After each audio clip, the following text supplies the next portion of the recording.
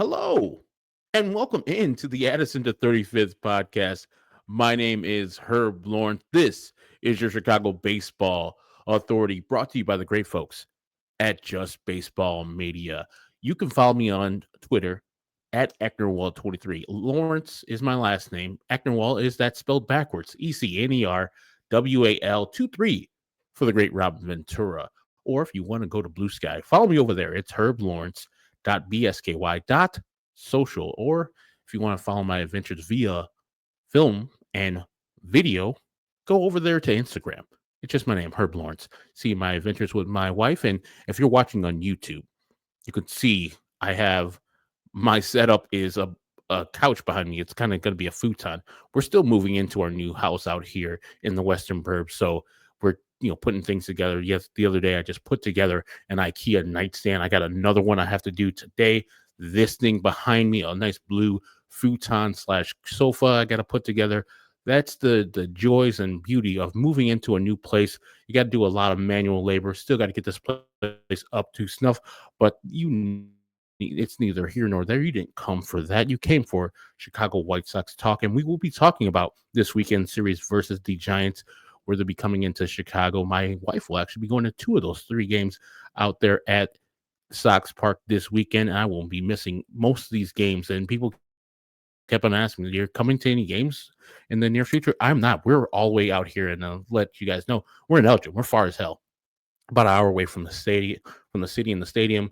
And usually when I go to the games, I used to go with the Red Line because I lived on Argyle out there in the city of Chicago, up in Uptown. And it was a quick trip down, and I can get as drunk or high and enjoy the game as much as I want. Now, if I want to go to the game, I take the Metro, which is fine, to a Red Line, or I have to drive myself and pay the $27 to $30 parking fee and not get as drunk as I want to and or high at all. So I haven't gone and I haven't bought anything. And like I said, we've been doing a lot of stuff here at the house. So I've been very busy not getting out to the game. And I want to.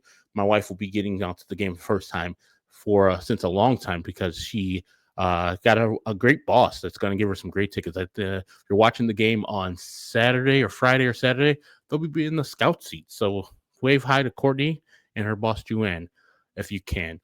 All right, that's neither here nor there. We'll be talking about that Giant series. Also, we'll be talking about Will Venable and these players on these White Sox team, because congratulations. If you're listening to this right now, this is going to drop on Friday. The White Sox have played 81 games. So that means we have made it to the halfway mark. I know. Those folks are going to tell you the All-Star break is the halfway mark. That game is in 3 weeks from now. And yes, I am not a good math guy, but damn it, I can do some division. 162 divided by 2 is 81. So today, when the White Sox just won the game versus the Arizona Diamondbacks on Wednesday, that was their 81st game. They are now 26 and 55. So I will go through what I've seen, what I've liked, what I've disliked, and what I'm looking forward to in this second half of the season, which starts on Friday versus the Giants. Yes, I'm a pedant like that, and I will do that until the end of my days. And I got something else pedantic a little bit later in the show, so stay tuned. So 81 games into the season. This season, as I've been telling you guys all year long, it doesn't really matter the record. I just announced it, 26 and 55. I don't care. They're going to be in last place. We know that. This season is about the young players. It's about the players on this team that you can see in 2 to 3 years, maybe 4 or 5 years, being part of a championship caliber squad moving forward. And so I will not be talking about Luis Robert Jr. That guy got hurt on Wednesday again. I wish him well. I wish that the White Sox would find somebody that could take him off their hands, because he is becoming more and more injured every single day. And as this hamstring turns into something more serious, he'll be on the White Sox after the trade deadline, because it's really hard for the White Sox to trade both a struggling Luis Robert Jr. and a hurt on the injured list Luis Robert Jr. So I will not be discussing him further on this episode. Will Venable as a first-year manager, has not done anything very egregious as far as anything bad, and he hasn't done anything extraordinarily great as far as the end game decisions. He's been a very normal, average major league manager. That's all I ask for. After the last two managers the White Sox have had with Tony La Russa and having Pedro Grifol, and we got some news on that with Foul Territory having Clint Frazier on Foul Territory telling a story about a player. And since subsequently it's been known that that player is Yasmani Grandal, or reportedly Yasmani Grandal, yelling at Pedro Grifol after Pedro Grifol tells Yasmani Grandal that his effort running down to first base was lackluster. This is early in Pedro Grifol's tenure. Can you believe that? Just telling him to Pedro Grifol is like, no, if you take me out of the game, there's going to be some problems. There's going to be some furniture moving. So don't do that. That's the type of manager the White Sox had, a guy who was scared of his players instead of, holding his players accountable and listening to his standards and staying with the standards that he set at the beginning of 2023. He wilted to that guy, and you saw what happened with that guy. Firstly, his stats, Yasmani, was terrible in 2023, and he was quickly out of here as clubhouse cancer he was. And you saw the lack of respect for Pedro Grifol immediately just dissipate. If you're not going to hold that player responsible, I'm sure all the rest of the players are like, okay, that's how it's going to be. I don't respect that guy. So having Will Venable in here, and I'm sure there's some people that probably been slacking or not doing the things that Will Venable sees as, part of his program, as things that he would love for a winning player to do. And he has corrected them. And you see nothing but smiles on the bench. You see nothing but joyfulness. The players look like they're having fun, even though their record isn't as a team that should be having fun on that. But baseball is fun. I don't care if they're 26 and 55. If you're on the bench having fun, you're playing a child's game. You should be. And so I'm very much applauding what Will Venable has done so far. I don't know his clubhouse style. I haven't heard anything on back channels or anything like that. So silence good in this case. Not hearing anything leak out, great stuff. And I am very happy with him and his staff and what they've been doing so far. As far as Chris Getz is going and his staff, I don't have 100% trust in him, but I do have 100% trust in Brian Bannister. That guy is a genius. And I was saying this on CHGO White Sox when I was with that crew back in the day. The White Sox are going to have to find a way to up his pay because somebody's going to come and get him. If not this year, it's next year, because the White Sox keep on having successes after successes after successes. When people question their moves, like the Grant Taylor move to move him from a starter in AA to the bullpen, people are like, oh, what are they doing? What are they doing? They're messing up this kid's career. You see Grant Taylor, what he's doing, and I'll get into him a little bit later on.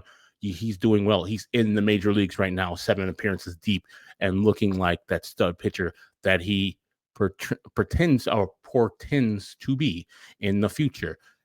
And he can do the same thing that Mark Broly did before him, like Chris Sale did before him, like Garrett Crochet did before him, starting the bullpen and then get into that starting rotation eventually with the White Sox, probably next year or the year after that.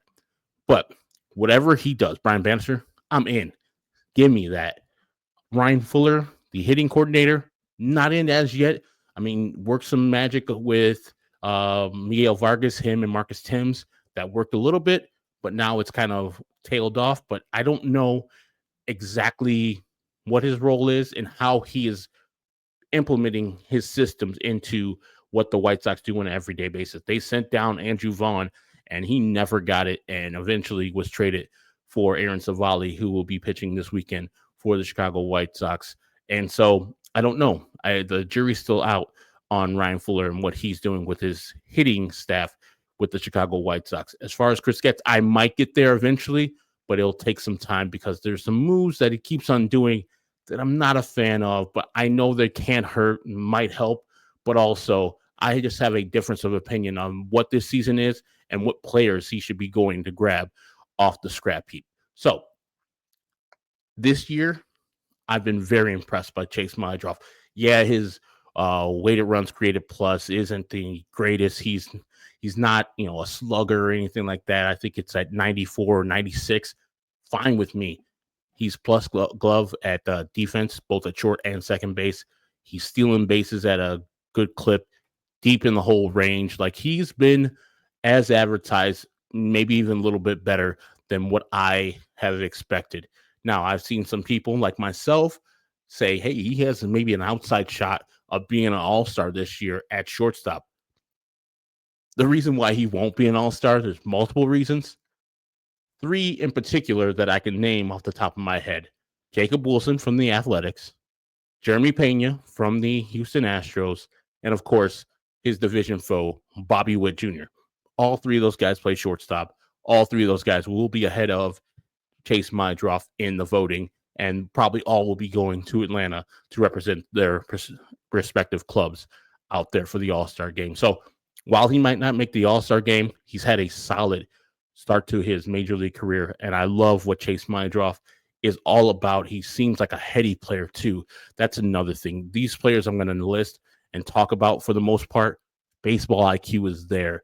If you're with me last year and the year before, I used to get on Lenyn Sosa, and there's still some things that Lenyn Sosa does that I just don't understand what type of thought process was going on with him. There's one time he was at first base, and he's not a natural first baseman, but there's a guy coming down the line. There's a catcher, so he was like maybe the third way down the line. Lenyn has the ball, and he's playing in to prevent the run. Has the ball, the catcher's still about a third way down the line. Instead of going to cut down the runner at home, the reason why they're playing in, he just goes and takes the easy out at first. I'm just like, oh my God. Like, think baseball. Think about what you're going to do with that baseball if it's hit to you with some pace. If it hits slowly to you, what you're going to do, how you're going to get it, who's covering where. All these things have to come into play in your mind before the play. And I don't think Lenyn Sosa has that forethought. And if you're watching in the background, you can see Ziggy has gotten to the back of the camera. He's looking right at you right now. And he's looking and he's like, the White Sox. He's talking about Lenyn Sosa again. I'm so bored.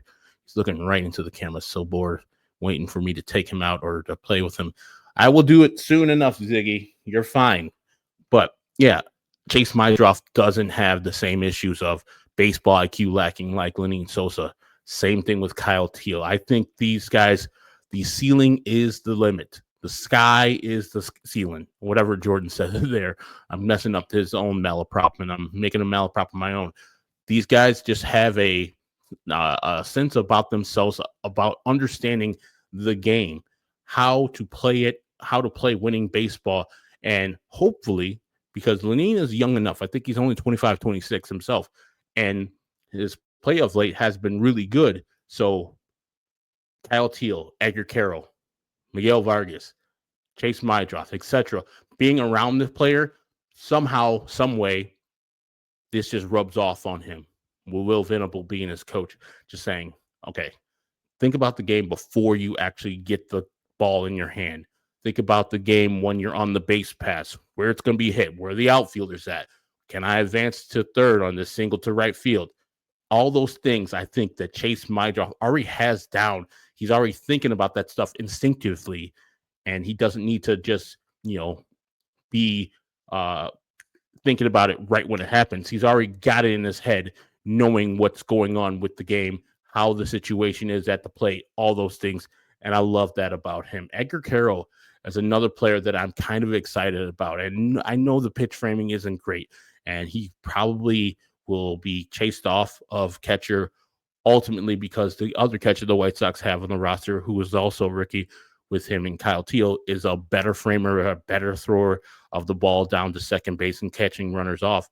But you could see the situational hitting tool is in there. He knows where to go with the ball when the situation dictates. A slap hit the other way, he's got you. A productive out, he's got you.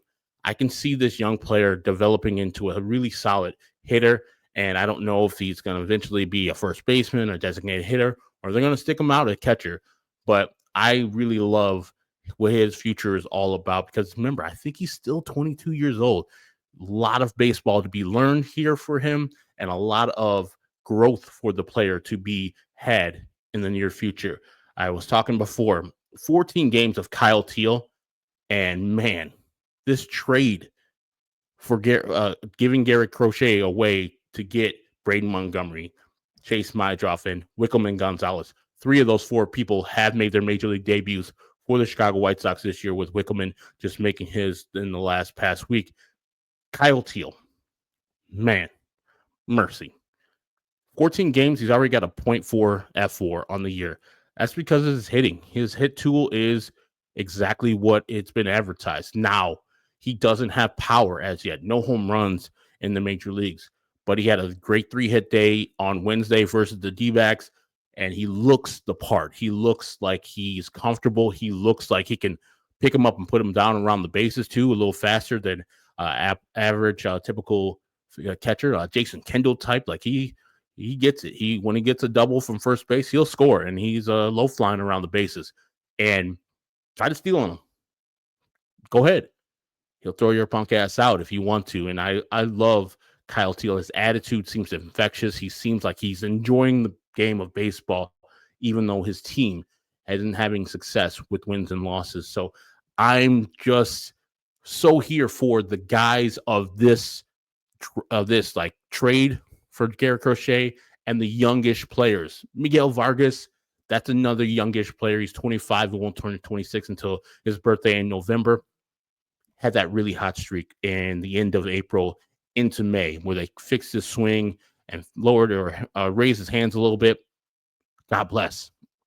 Ever since the month of June has started, he has not been that same guy, and that's what happens in baseball. You make an adjustment, they make adjustment right back to you, and doing that type of dance is what baseball is all about. I feel that he will eventually find his level where he's not that guy that showed up in May that was hitting everything and everybody was saying, "See, I told you that trade was great. Look at Miguel Vargas." And now in June, where he's hitting 216 and got a weighted runs created plus of 96, you're saying, he's really back to where he was before, not as bad as he was in March and April or last year when he came over to the White Sox, but he's settling into the player that I think he'll eventually will be, which is a nice, solid, above average major leaguer. That works. I don't need him to be a superstar like he might have been projected, or just a star that he might have been projected in the Dodgers system. I need him just to be a good player that's above average. That's what the White Sox need to stockpile. They're not going to go out and get the big time player that's a free agent and bring him into the fold. Well, not as long as Jerry Reinsdorf is got controlling interest of the Chicago White Sox. But you know what they can do? Get a bunch of above average players that play the game right, that have the smart baseball sense, and then they won't be costing themselves runs because they're thinking about the game. They're knowing situational hitting. They're getting the job done. They're not dropping the ball on defense. And that's another thing with Miguel Vargas. His defense at third, below average. At first, pretty good. It's pretty solid. But a first baseman with very little power like Miguel Vargas has, I know he has, 10 home runs now? That's not going to cut it. I mean, that's what Andrew Vaughn is, or what Andrew Vaughn was with the Chicago White Sox. We don't need another Andrew Vaughn. At third base, I can get away with you doing some 10 home run, 40 runs scored, couple RBIs driven in type of stuff, because you're giving me at least league average third base. But Miguel Vargas isn't doing that. At first base, he's giving us above average play there. But I need some more contribution with the bat, more home runs, better on base, et cetera, from Miguel Vargas. I'm not as excited. I'm not a Miguel Vargas guy. I'm not against him, but I know there's a lot of Miguel Vargas stands out there. Every single time he does something, they're in my mentions talking about, I told you, this is that. Miguel Vargas is the best player since sliced bread. And wait until Alberto Bertes comes up and does stuff. And look at Jarrell Perez down there in single A. I told you, Herb, this is a great trade for the White Sox. Hey, love to be wrong. Love for you guys to come and dunk on me every 5 seconds. I've been dunked on by Cub fans saying that Pete Crow Armstrong is a light-hitting center fielder when he was a light-hitting center fielder. This year, he's turned it on. Please, Jesus. Please, Jesus. Give me 20 home runs, Miguel Vargas. Give me 20 home runs before the All-Star break next year. And I will gladly come back on these airways and the Twitter sphere and Blue Sky and say, hey, man, I was dumb. That's on me. I'm hand up. I messed up.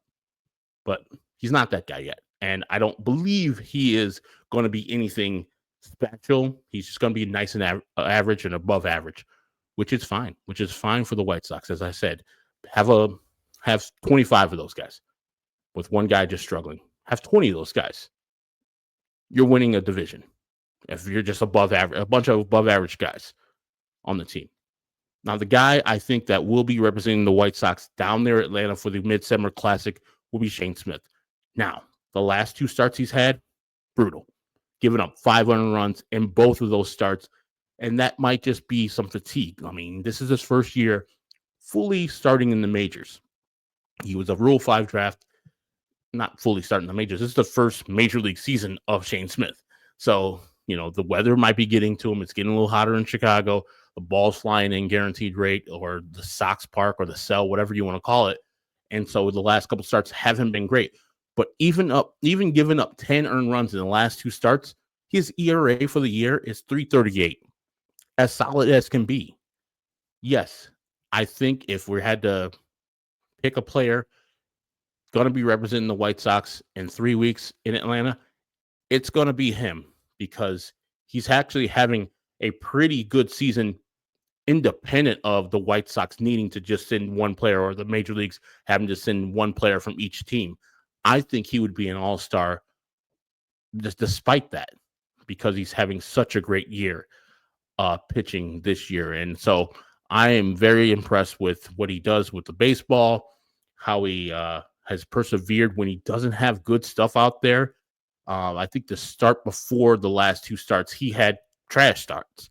Had trash stuff out there, but he persevered, and I think he only gave up 2 earned runs in that game. Let me just check it out right here. Hopefully my internet is good. As I said, we just moved into a new place, and so our internet is kind of shaky. On June 10th versus Houston at Houston, he won that game, and he gave up 1 earned run. I remember he had really nothing, only struck out 4, walked 2, but he had nothing and still persevered and got the job done for the White Sox and got the win down there in Houston. So I think that he's a pitcher in the truest sense of the word, understanding how to get outs. And that is the main basis of a pitcher, outs getter. And that's what he does. So there's other people that deserve some plaudits and some stuff that they've done in this first half of the season. Like I told you about Grant Taylor, he looked very impressive in his 7 appearances so far. His fastball sitting at 99, which is in the 98th percentile of major league fastballs in the game right now. It's got a 2 run value right now. His fastball, nasty. He pairs that with a cutter and a curveball, occasional change. The guy is a beast. And there's a reason why some thought that he was maybe just as good as a prospect as Skeens was down there at LSU. He was the Friday pitcher at LSU before he got hurt that last couple of years. And so you could see there's something there with Grant Taylor. If he can stay healthy, if the White Sox can get him through this rookie year, and then next year stretch him out a little bit and be a starter, we'd love to see that. I think that the future is bright for him. Hagen Smith is the future's bright for him. Noah Schultz is already up to AAA. So I'm getting giddy about the starting rotation for the White Sox in the future because they're firstly good. And then secondly, there's a lot of players with the White Sox starting rotation on the IL. If we were looking at the players that started this season, the 5-man rotation that started the season, Sean Burke's been pretty solid as of late, the opening day starter. Second guy, I think, was Martin Perez. He's gone for the year. His couple starts were pretty good for the White Sox. Third day starter, I believe, was Jonathan Cannon or Davis Martin. Either way, both of those players are currently on the IL, and the 5th day starter was Shane Smith, and I've already talked about him. So there's opportunities in the future, in the very near future, for the White Sox to bring up some young pitchers to pitch in August, September this year, to get some outs and get some major league experience. And I hope they will do that with either Noah Schultz or Hagen Smith or other pitchers down there in the minor leagues who are doing well. And we will have a detailed discussion with our guy Elijah Evans on Sunday to talk about the minor leagues as a whole and the White Sox as an organization and how they're doing in 2025. So Sunday's episode, we will have Elijah Evans. It'll be Sunday into Monday. I think that the tape will actually drop on Monday, but I'll be recording with Elijah. And also I'll be recording with the Rockies insider for Just Baseball to talk about the Rockies as a whole the Rockies as a whole and how bad the season has been. Since I booked that interview, the Rockies have been on fire. They had won like 9 games in the whole months of March and April and May. And I think in June they've surpassed that. I think they're right now at 19 wins on the year. So it's so weird to have that conversation with Patrick Lyons back when I tried to book him, I think maybe 3 weeks ago. And I was like, yeah, I'm going to have you on because the 4th of July weekend is coming up next week. I'm not going to be recording live. I'm going to do that interview with Patrick because that series, the White Sox at Denver, will be happening the 4th of July weekend in Denver. And I'll be talking to him on Sunday, but the episode will drop, I think, early Thursday or early Friday. So lots to talk about with this White Sox team that don't necessarily have to do with the wins and losses of this great team. And other people who deserve some credit, Brandon Eisert has been a nice find for the White Sox. Davis Martin, as I talked about, he's on the IL now with a forearm strain, I believe, and Jonathan Cannon's on the IL, but we saw him pitching in the bullpen, just getting his work in. It doesn't seem like he's going to be out for too much longer. Lenyn Sosa also with a good game on Wednesday, the 2 home run game from Lenyn Sosa. And I know you're sitting there. It's like, Herb, what happened to Adrian Hauser? That man's been good. Yeah, he's been good. Herb, you didn't even mention Andrew Benintendi. He hit a home run yesterday. He's looked good in his limited time he's played here. Yeah. Same thing with Mike Tauchman. All these players will not be with the White Sox, hopefully, by the end of the year. Hopefully they're gone to some other team. The Padres need a left fielder. Andrew Benintendi, enjoy San Diego. Adrian Hauser, you've been really solid. Some have said his starts this year are just below what Shane Smith has done for the White Sox. Excellent. And that's why I trust Brian Bannister and what he's been doing with the pitching staff. And Ethan Katz is part of that too. He's not long for this team. Somebody's going to be needing a starter, a back to the rotation starter, and Adrian Hauser is going to fit the bill. Same thing with Aaron Savali, even though his ERA is not that great. He's an innings eater. That is a value. That has a value to eat innings and to be a rubber arm, to just give your team a chance to save the bullpen on a day, or maybe throw some zeros up there. And Aaron Savali has been traded, I think, the last 2 trade deadlines, and I expect this year is no different for him. They just signed Noah Syndergaard. Okay. That really doesn't do anything, especially when they signed the White Sox, signed him. They're sending him down to the complex, and then they're going to bring him up to the minor leagues and see what he can do. He won't be here in time to gain any type of value, so he can be traded before the July 31st deadline.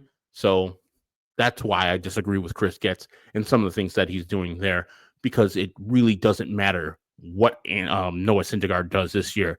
He'll still be on the team with no value and nobody coming for him. He's not a bad person necessarily. I haven't heard anything off the field like Clevenger, but there's nothing there for the White Sox to turn into a prospect or anything like that. So I'm just puzzled on why he will be on the White Sox in the future. So that's why I disagree with some of the things that Chris Getz is doing. But he's a first-time general manager. He's trying to find his way and learn the job on the job, which I do not like. It's one of the reasons I did not like his hire. But if I had to give him a grade as far as he's done last year and this year, I would probably give him like a D, maybe a D minus. He's not failed yet, even though last year sucked. He's done some good things that kept him out of the failure mark, but he's not doing well right now as people are thinking that he's doing with some of these good successes with the trade of Garrett Crochet. One of the things that makes his mark go up is the Garrett Crochet trade. One of the things that's making his mark go kind of down is the Dylan Cease trade. Whew, friends, it's not working out well. I mean, We got a guy on the IL for the whole year. He's got Tommy John surgery, and Thorpe. You got a young player down there in Sammy Zavala. I maybe I don't see anything that is like discernible and it's like, yes, major league player in the future. Um, and just Stephen Wilson's had a solid year. I expect him to be traded. So, yeah, it's nothing that you're going to be like, man, Chris Getz is out here just winning every trade. He won the Garrett Crochet trade as yet. That Dylan Cease trade, friends, it's been really rough. Now I want to get to what happened at the ballpark on Tuesday evening. Apparently, a fan in the stands for the, well, I don't even know if he's a fan of the White Sox. He's wearing a Chicago Bears jersey. And he says something to Ketel Marte about Ketel Marte's mother. It's been very disputed on what he said, but whatever he said brought out the emotions from Ketel Marte, the all-star second baseman for the Arizona Diamondbacks. And during a pitching change, he couldn't hold it back. And he was just shaken. You could see the young man, who I think he's 31 years old, kind of showing his emotions, crying a lot on the baseball field. And I know the thing is there's no crying in baseball, but these are human beings. That's half of my problem. Even if Ketel Marte's mother hadn't passed away in 2017 in a car accident, what drives a person to, at a place of joy, which baseball place should be a joyful place? Ketel Marte is not an evil person. He's not doing evil things. He's not a bad person. He's playing baseball versus a team that supposedly you root for. What drives a person to say anything about somebody's mother or family member, or saying anything negative about that player to that player from the safety of the seats? Like I said on Twitter, all of us, every single person that's listening, watching, consuming this, not consuming this, every single one of us are trying to get this through this life with as much happiness as we can. It's difficult. Life is difficult. It's short and difficult. Why would you ever denigrate a player personally like that? Even if he just said something to the effect of your mother. Like, I don't know where you guys come from, but where I come from, talking about somebody's mom, unless you're playing the dozens, unless you're ranking with your friends, somebody familiar, it's an understood thing that you're playing your mama, you got some your mama jokes, God bless. It's understood. But Ketel doesn't know that dude like that, and that dude don't know Ketel like that. And I guarantee that dude wouldn't say that same thing to Ketel's face. Not at all.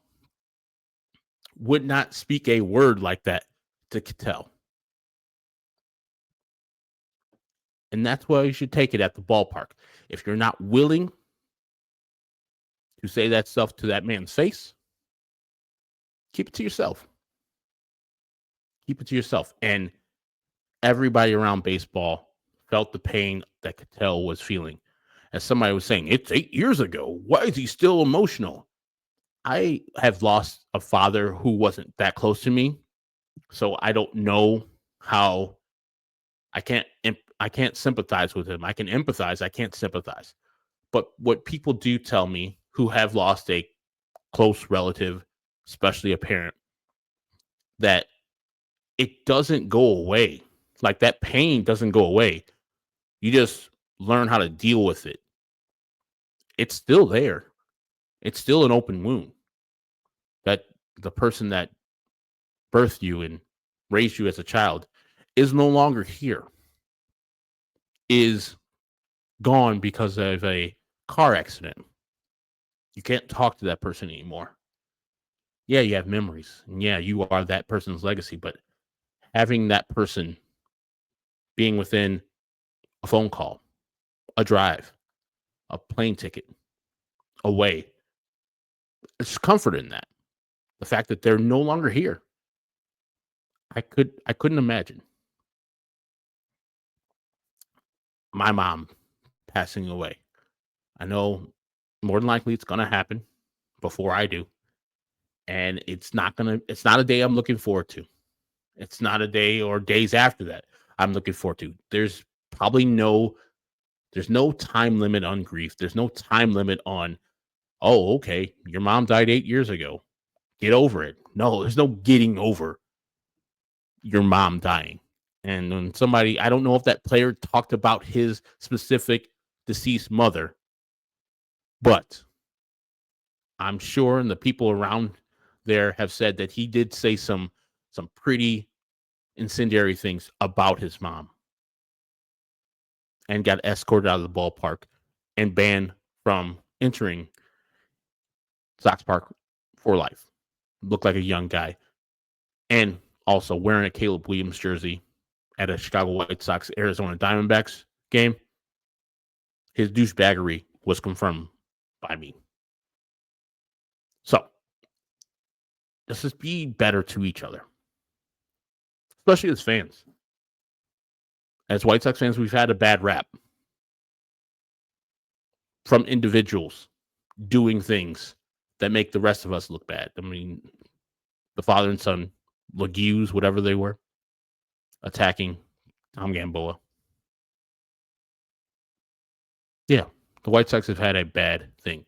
The lady who was shot, and then the erroneous stories of her bringing in a gun under some skin. You know, like life is tough, guys. Let's not make it tougher for other people. Let's not blow out some candles. Because as the saying goes, blowing out others' candles won't make yours shine brighter. If you're feeling a certain way and you want somebody else to feel that certain way, seek help. Seek therapy. Talk to somebody. But don't try to malign, make a person feel bad because you're feeling bad inside. I'm going to get off my soapbox and talk to you about this weekend series versus the Giants. The San Francisco Giants are coming into town.